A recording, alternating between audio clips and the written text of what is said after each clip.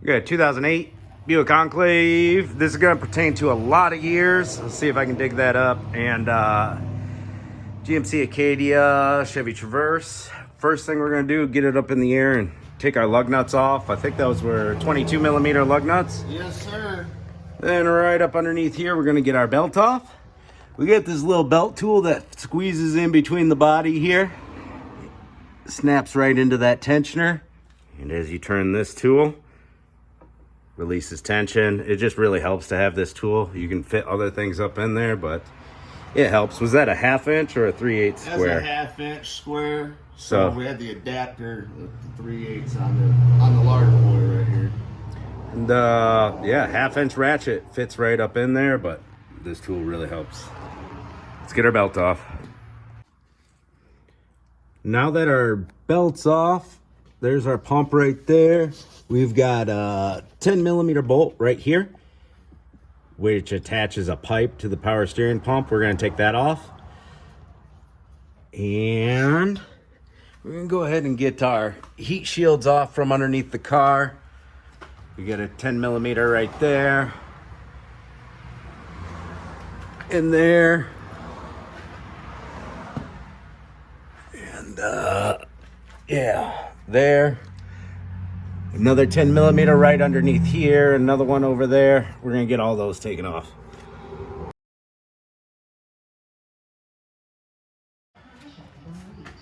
Guys, we got our power steering pump loose.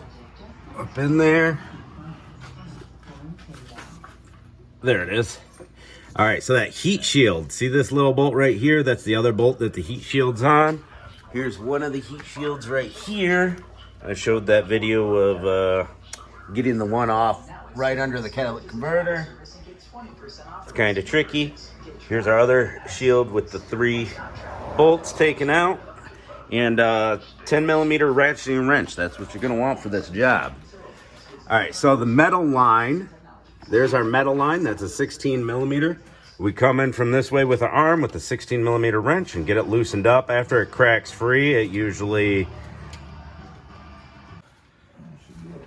comes out by hand after you get it cracked free. Then we took a bolt off from up top. I'll show you that in a little bit so that your power steering lines are more wiggly. Now Jamie's working the power steering pump back, and we're gonna come down and out through this hole right here where his right arm is. Now it only goes through one way, so you got to keep flipping and turning until you find the correct way. There it is. Come out through this hole. You're gonna want to try and line up that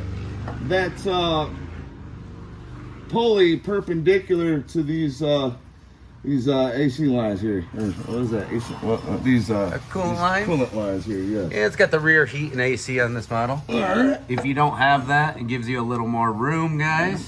So just finagle it. Yeah, just kind of rotate it around. Keep rotating, turning, twisting, and we unplugged the O2 sensor right there. We'll make sure you do that so it's not in the way. And it'll come out through that hole with a little bit of persuasion. Guys, we're gonna transfer our pulley now. I'll show you how this gets set up, but do yourself a favor and just buy one with a pulley. Don't be like me. Because you'll have to rent this toolkit or buy it, one of the two. Most major auto parts stores will let you rent tools. But basically, we're pressing this pulley off of the old pump. We're gonna press it onto the new pump. And hopefully it comes off easy. It's feeling pretty good.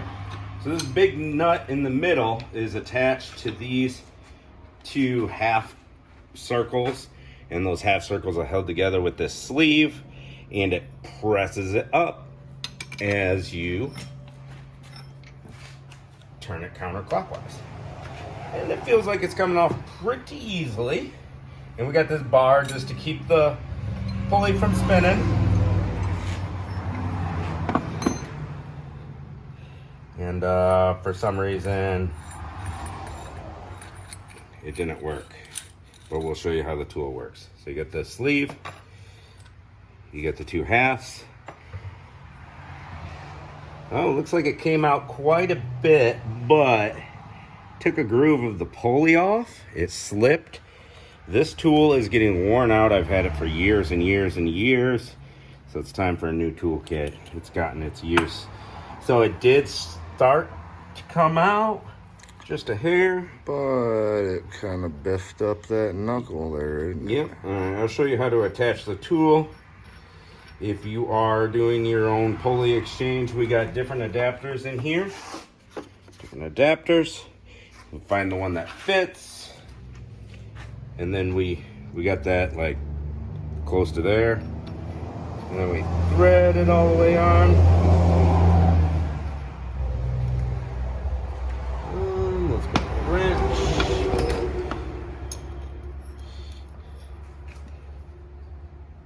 Oh, it's all the way on. And then we go all the way down with this.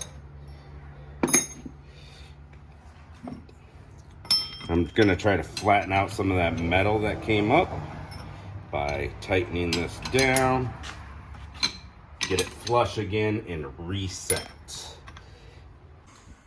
Basically got the same setup, but instead of the press out tool, we've got a washer and a bearing that comes with the kit.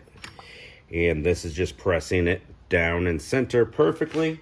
Got the pump clamped lightly, not too tight, don't want to hurt nothing.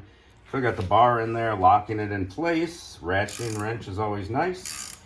And we are going to tighten this, and it's just gonna press that pulley right on for us.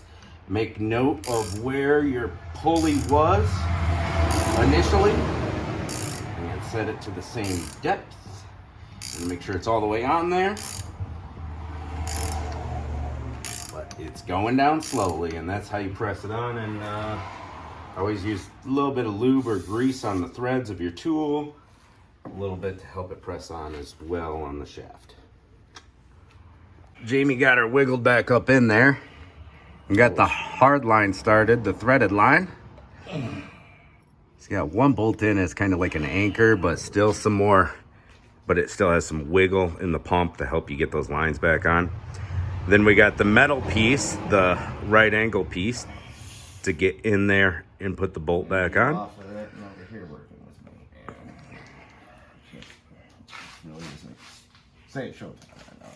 Yeah, it's a really annoying job. Tight quarters up in there. So just take your time, people. Take your time and replace the 2 O-rings on each one of the hoses. It should be supplied with your power steering pump.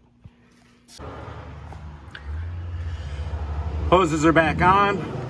Sprayed everything down with a little brake cleaner. Clean stuff up. If you detached your lines here, hook them back up. Bolts are tightened. Back and front, there's those 2 bolts. Heat shields are back on. O2 sensors clipped back up.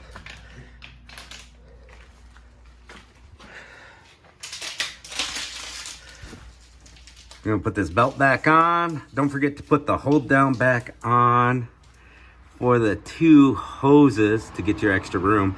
It can be a pain getting that top line on without cross threading. Make sure you don't cross thread it. And your lines aren't crisscross, so you have enough length for the bottom line to fit into its groove. Tighten that up. Yeah, wheel back on. We're gonna fill up the power steering reservoir and show you that 1 bolt the best we can. Jamie's working on getting that last bolt back in of the project. You see where his hand is back there? So just follow the lines down and find that bolt that holds those lines. It's kind of important to have more mobility on those lines for taking them on and off of the power steering pump. Here's our fill here under the beauty cover. It's hidden. You can't see it till you take the beauty cover off the engine. We got it sitting over there. Just pops right off. Let's fill up our power steering fluid, and then it'll suck a bunch down. With every pump change, definitely recommended to flush your power steering system out. Keep those warranties alive. And it'll suck some down, and we'll add some more. We'll turn the wheels left, right, left, right, left, right, and top off as needed.